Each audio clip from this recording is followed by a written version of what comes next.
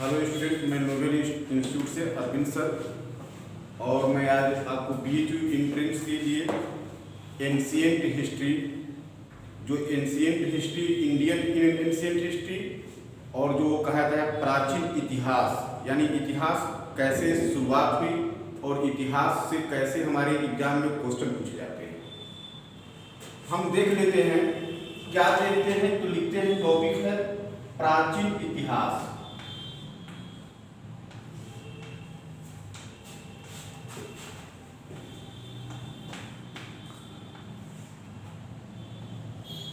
देखो, प्राचीन इतिहास को थ्री पार्ट में डिवाइड किया गया है और इस 3 पार्ट को ऐसे पढ़ना है कि जिस तरह से हमको क्वेश्चन डायरेक्ट एग्जाम में पूछता हो। बुक आप लोग पढ़ते हो, सही चीज है। रोमिला थापर, BD महाजन, KC श्रीवास्तव, ऐसे लोग बुक निकाले हुए हैं। NCERT आपको कवर करनी है और NCERT से आपके एग्जाम में क्वेश्चन पूछे जाएंगे। कहा गया कि प्राचीन इतिहास यानी एंशिएंट हिस्ट्री को जब डिवाइड किया गया तो पहले को कहा गया प्री हिस्ट्री,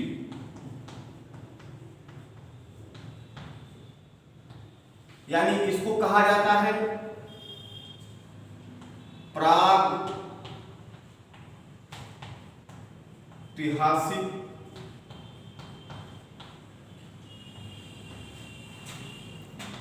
इतिहास।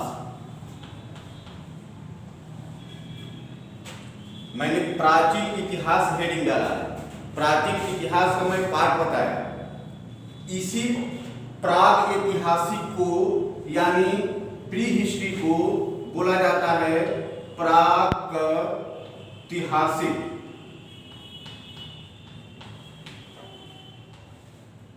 इतिहास।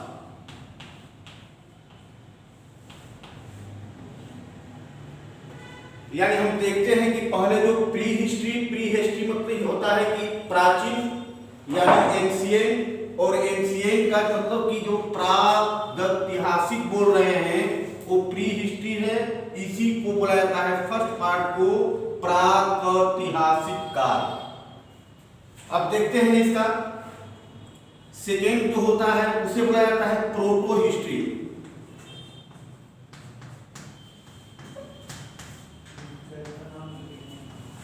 प्रोटो हिस्ट्री को हिंदी में बोला जाता है आदि ऐतिहासिक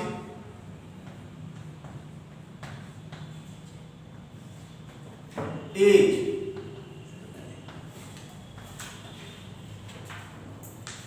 हर जो पार्ट होता है उसको बोला जाता है ऐतिहासिक यानी हिस्टोरिकल पीरियड।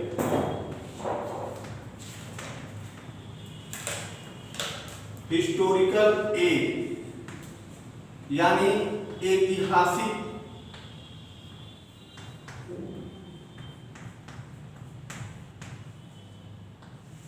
काल।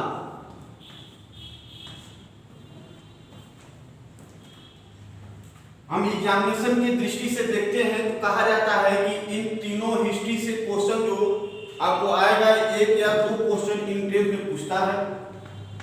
पहले पूछता था, कंफर्म 100% में था कि आपके 2 बरस 3 बरस एग्जाम में क्वेश्चन आया हुआ है।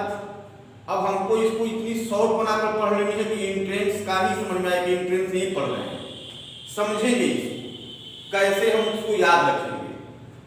तो बेटा, प्री हिस्ट्री यानी प्रागैतिहासिक काल यानी प्रागैतिहासिक काल हम उसे कहते हैं जिस काल की कोई भी हमको लिखित प्रमाण न प्राप्त हो, यानी लिखा हुआ हमको जो न प्राप्त हुआ हो, उसी टाइम पीरियड को, उसी काल को हम कहते हैं प्रागैतिहासिक काल, हम कहते हैं प्री हिस्ट्री। अब लिखित साक्ष्य हमको प्राप्त नहीं है, हम किस पर डिपेंड रहेंगे, हमको कैसे पता चलेगा कि ये क्या चीज है। तो लिखित साक्ष्य प्राप्त नहीं होना, और यहाँ भाई तो हमको पुरातात्विक साक्ष्य प्राप्त होता है। पुरातात्विक यानी कह रहा है क्या, यह पुरातात्विक साक्ष्य यानी आर्कियोलॉजिकल एविडेंस। आर्कियोलॉजिकल एविडेंस से हम पता करते हैं कि इस समय का क्या इतिहास रहा होगा।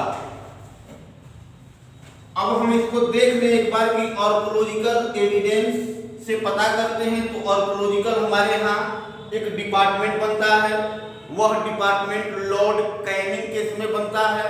और लॉर्ड कैनिंग यानी खत्म खत्म देख भी नहीं रहा है भाई, हमको बताया है तो भाई तो देख उसको डिलीट कीजिए, उसमें तो कुछ चलिए चलिए शुरू कीजिए।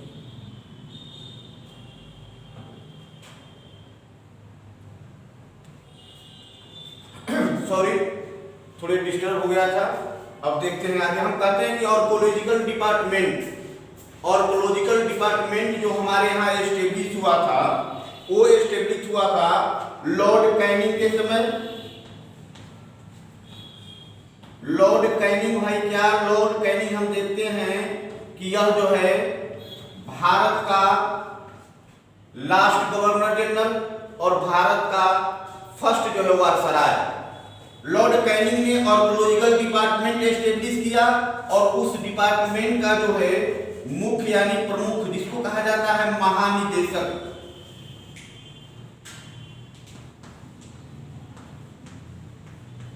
जो वह महानिदेशक बनाया उसका नाम था अलेक्जेंडर कनिंघम।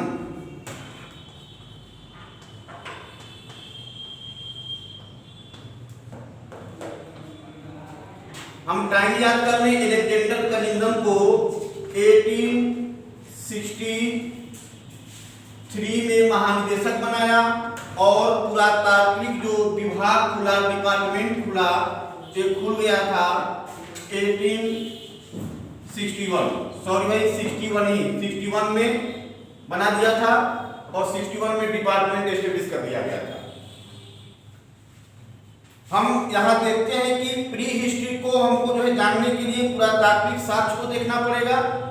सेकेंड हम देखते हैं कि यहाँ जो प्रोटो हिस्ट्री लिखा गया है, जिसको आदि ऐतिहासिक काल कहते हैं, एज कहते हैं, वहां हमको लिखित चीजें तो पढ़ नहीं पाए, इसको जो है पढ़ा नहीं जा सका। लिखित मिला और इसको पढ़ा नहीं जा सकता। हम देख लेते हैं कि इसके एग्जाम्पल में, उदाहरण में क्या आएगा भाई। तो हम लोग पढ़ते हैं क्या, इंडस एग्जाम्पल हम लोग देखते हैं क्या, तो वो है इंडस वैली सिविलाइजेशन, जिसको हम लोग कहते हैं हड़प्पा सभ्यता।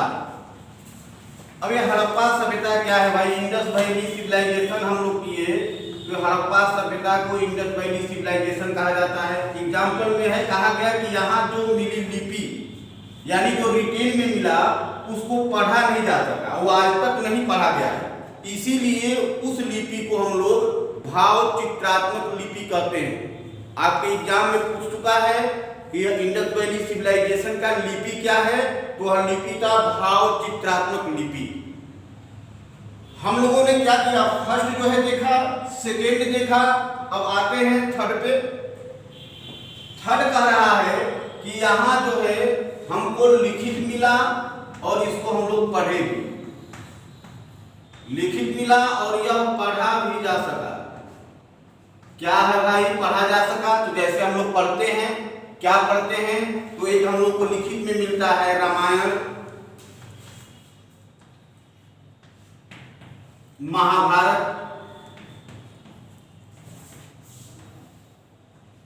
वैदिक ग्रंथ,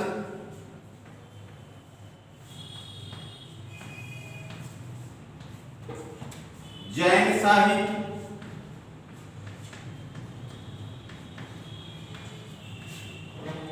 बौद्ध साहित्य,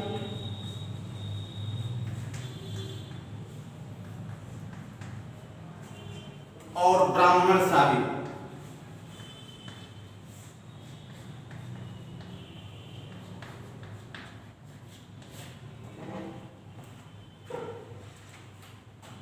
हम लोगों ने पढ़ा क्या, ये समझा कि सबसे पहले कैसे दी है प्राचीन इतिहास को, कैसे कैसे काल खंडों में बांटा गया, यह हम लोग पढ़ लिए। कैसे हम लोगों को अनुभव हुआ कि यह चीजें इस काल में थी, वो हम लोग माध्यम बना लिए कि कौन कौन से माध्यम से कैसे हम आगे पढ़ेंगे। देखते हैं आगे पढ़ने की क्या है भाई, इसी प्री हिस्ट्री को बेटा कहा जाता है कि इसी प्री हिस्ट्री में एक जो है राइटर मिलते हैं, एक जो है विद्वान मिलते हैं जिनका नाम है थॉमसन महोदय। अब इसको थोड़ा हम इरेज कर लेते हैं। थॉमसन महोदय करते क्या है,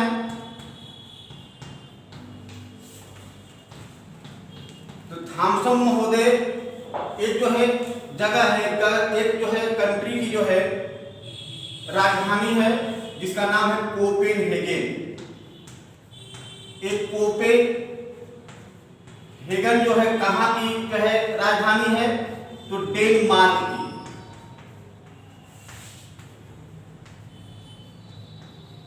एक डेनमार्क की राजधानी कोपेनहेगन के संग्रहालय यानी म्यूजियम से कहा जाता है कि यह संग्रहालय से जो प्राप्त वस्तु हुआ, जो भी प्राप्त किए, प्राप्त वस्तु के आधार पर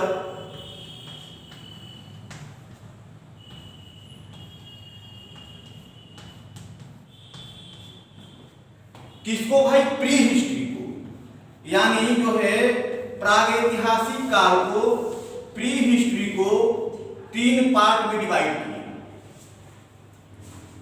प्री हिस्ट्री को 3 पार्ट में डिवाइड किए। अब यहीं से बेटा स्टार्ट करेंगे हम कि क्या होता है पाषाण काल, स्टोन एज, जो कि आपको क्लास 6 एनसीईआरटी का फर्स्ट चैप्टर है। और इसी क्लास 6 एनसीईआरटी से एनसीईआरटी 12 तक पढ़ते हैं हम लोग, तो वहां से हमारे बीएचयू एंट्रेंस में एंट्रेंस एग्जामिनेशन में क्वेश्चन आते हैं। इस प्री हिस्ट्री को यानी प्रागैतिहासिक काल को 3 पार्ट में डिवाइड किया गया और उस फर्स्ट पार्ट को कहा गया पूरा पाषाण काल।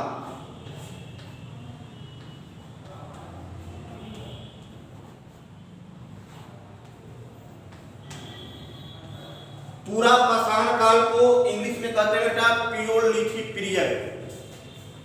इस पियोलिथिक पीरियड का टाइम जो दिया गया, कहा जाता है कि 25 लाख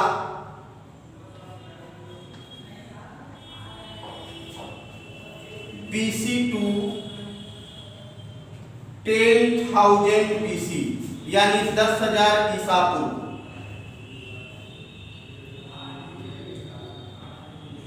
पूरा पाषाण काल मतलब कि ये कह रहा है कि वह स्टोन, वह पत्थर जो सबसे पुराने पाए गए। समय हम लोग पत्थर का पढ़ रहे हैं, स्टोन का पढ़ रहे हैं, जिसमें हम जानेंगे कि यहाँ इस समय में जो भी मनुष्य पाए जाते थे, जो भी जीव पाए जाते थे, उनको क्या कहते हैं और कौन से स्टोन यहाँ सबसे अधिक विकसित था। देखते हैं कि इस समय के जो लोग थे, पीपुल्स थे, उनको जो है निग्रोड कहा जाता है।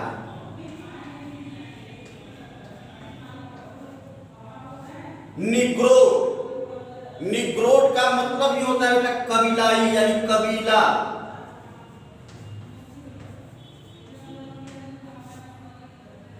कबीला का मतलब होता है कि कहीं भी उसके पास न कल्चर, न सिविलाइजेशन, न उसके रहने की, पहनने की, खाने की कोई भी एक स्थावर व्यवस्था न हो।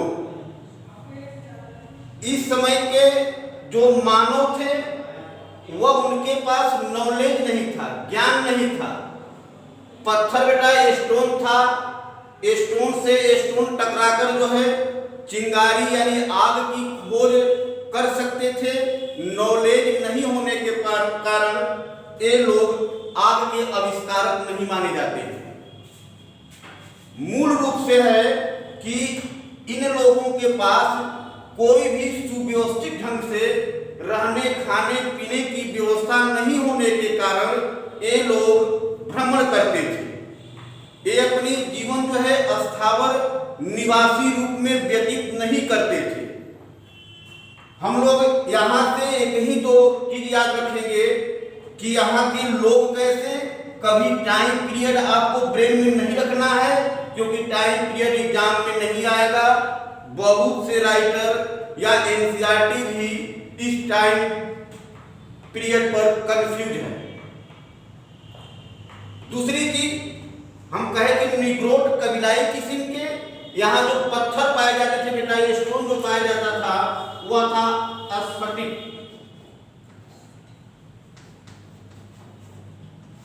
स्फटिक को कहा जाता है बेटा क्वार्टजाइट।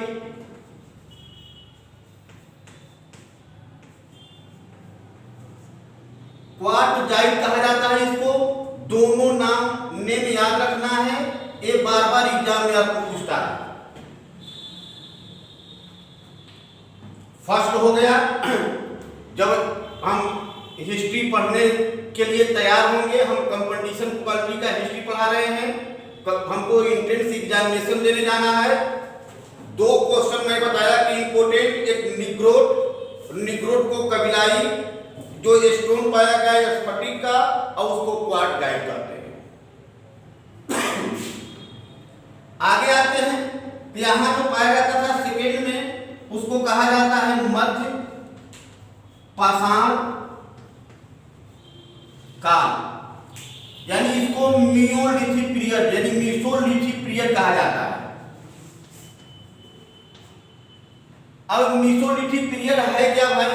तो इस मध्य पाषाण काल में लोगों के पास कहा जाता है कि अपनी जो है रहने की व्यवस्था कर लिए थे। अब वह रहने की व्यवस्था किए क्या, तो यहाँ जो है पशुपालन स्टार्ट कर दिए लोग, पशु पालने लगे। पूछेगा आपके एग्जाम में कि सबसे पहला जो है पालतू पशु कौन था, तो याद रखना है कुत्ता था। कुत्ता जो है पहले पालतू पशु थे। पशुपालन व्यवस्था यहाँ स्टार्ट हो गई। 2011 यानी 2012 में क्वेश्चन आया था पशुपालन व्यवस्था कहाँ किया गया था फर्स्ट टाइम। तो हम देख रहे हैं कि पशुपालन व्यवस्था शुरुआत हो गया, और इस पशुपालन व्यवस्था में 2 जगह का नाम आता है। 2 जगह जो है पशुपालन व्यवस्था शुरू कर दिया गया। एक का नाम है वागौर, यह जो है राजस्थान में है, और एक का नाम है आदमगढ़, यह जो है एमपी में।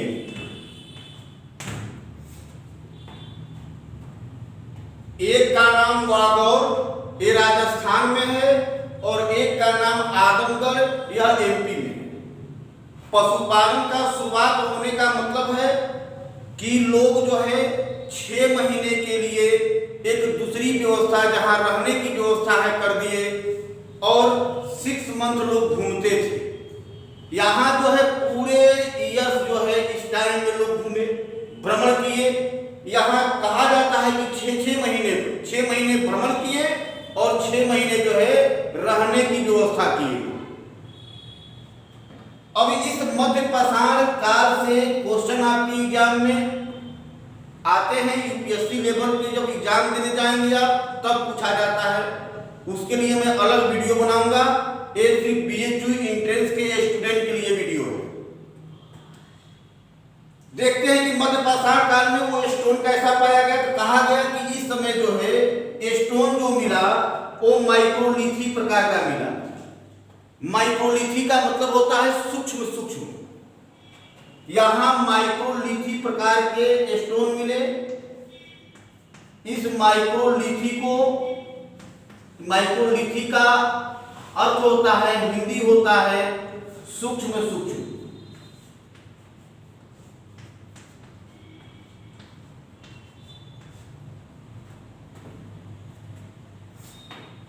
कुछ प्लेस है, देख लेते हैं कि कहां कैसे पाया गया। इसी मध्य पाषाण काल के समय में 2 जो है कल्चर पाया गया। कहीं आपको बुक लिखा है कि पूरा पाषाण काल को 3 पार्ट में डिवाइडेशन किया गया है, और मध्य पूरा पाषाण काल में 2 कल्चर एस्टेब्लिश हुई। हम ये नहीं कह रहे हैं कि कोई राइटर आपको गलत पढ़ाएगा, गलत लिखा है। आपको अपने ब्रेन से सोचना है कि जो सूक्ष्म माइक्रोलिथी प्रकार के जो स्टोन पाए गए थे वो दक्षिण भारत के तमिलनाडु के पल्लवरम से पाए गए थे। और वो जो पल्लवरम खोजा गया था वह खोजा गया था मध्य पाषाण काल में, यानी जिस समय हथौड़ा, गणासा ऐसे छोटे छोटे पत्थरों के औजार मिले थे। उस समय को, उस पीरियड को मैं बताऊंगा कि क्या पल्लवरम किसने खोजा, किसने और क्या किया।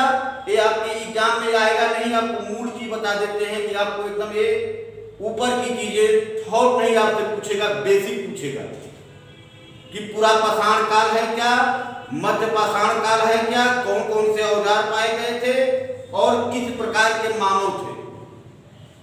आगे बढ़ जाते हैं, देखते हैं कि नवपाषाण काल यहाँ आता है, जिसको कहा जाता है इंग्लिश में नियोलिथिक पीरियड। इस नवपाषाण काल में ज्ञानी मानव हुए और इन ज्ञानी मानव ने भारत यानी इतिहास को चेंज क्या किए, नॉलेज वाले आ गए। इसी समय आग का आविष्कार, इसी समय पहिए का आविष्कार, और इस समय के जो पत्थर होते थे वो स्लेटी प्रकार के होते थे। यानी आग का आविष्कार, पहिए का आविष्कार और स्लेटी प्रकार के जो है स्लेटी प्रकार के स्टोन पत्थर पाया गया। स्लेटी मतलब समझ रहे हैं कि यानी जो है पॉलिश करने की शुरुआत यानी हो गई, किस पर, पत्थर पर।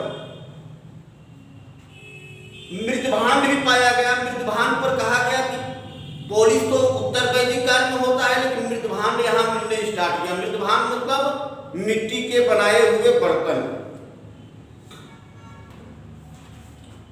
नवपाषाण काल में क्या भाई, तो आग का आविष्कार, पहिए का आविष्कार और स्लेटी प्रकार के स्टोन पत्थर। अब इसके नीचे आते हैं तो एक टाइम पीरियड हम लिख लेते हैं कि सिर्फ पूरा पाषाण काल का टाइम पीरियड लिखे हैं। मध्य पाषाण काल का जो टाइम पीरियड है उसको लिख लेते हैं 10,000 BC टू 4,000 BC।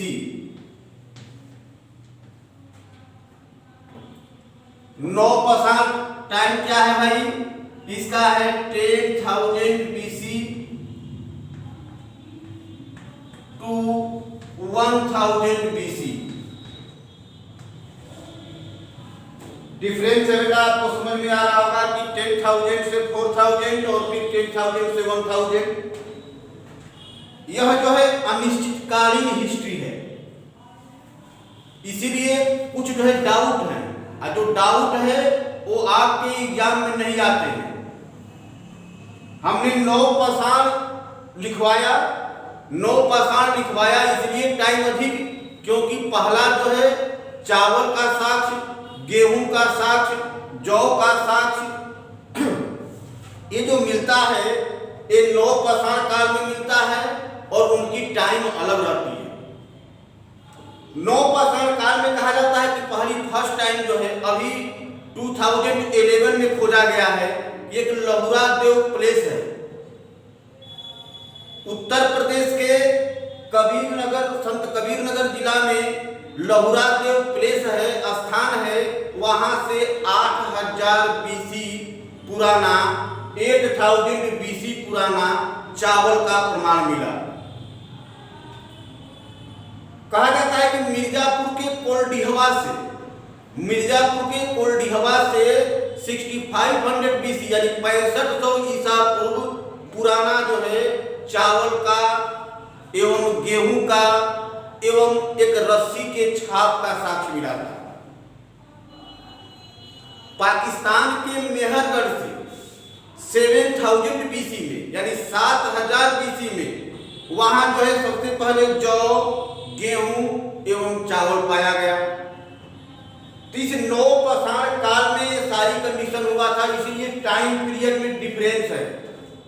इसको आपको सिर्फ याद करनी है कि कहां किस जगह से सबसे पहले पाया गया था।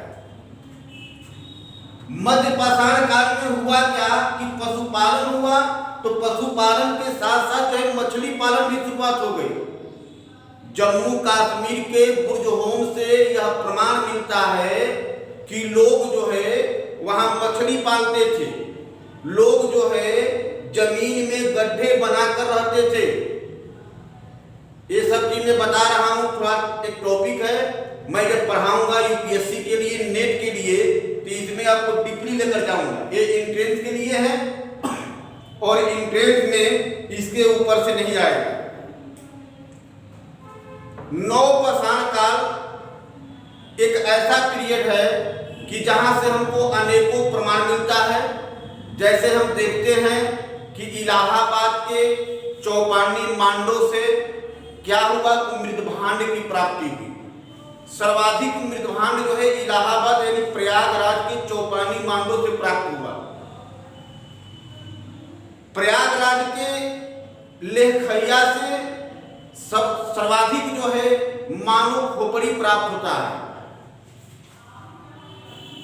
मध्यपाषाण काल में भी इस बागौर से सर्वाधिक जो है खोपड़ी प्राप्त होते हैं। आदमगढ़ से भी जो है खोपड़ी प्राप्त होते हैं। यह मैं यूपीएससी और नेट में पढ़ाऊंगा आपको। ये आपका टॉपिक सिर्फ बीएचयू एंट्रेंस के लिए जो बेसिक चीजें था वह चीजें मैं बताया हूँ। नवपाषाण काल का आग, चाक, पहिया, ये सब आपको हमेशा एग्जाम में आते हैं। ये अच्छे ढंग से पढ़ लेनी है।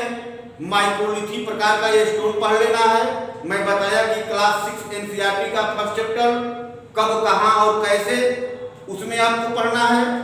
इसमें जो है आपको पशुपालन की शुरुआत इंपोर्टेंट है और यहाँ 2 क्वेश्चन आपको इंपोर्टेंट है।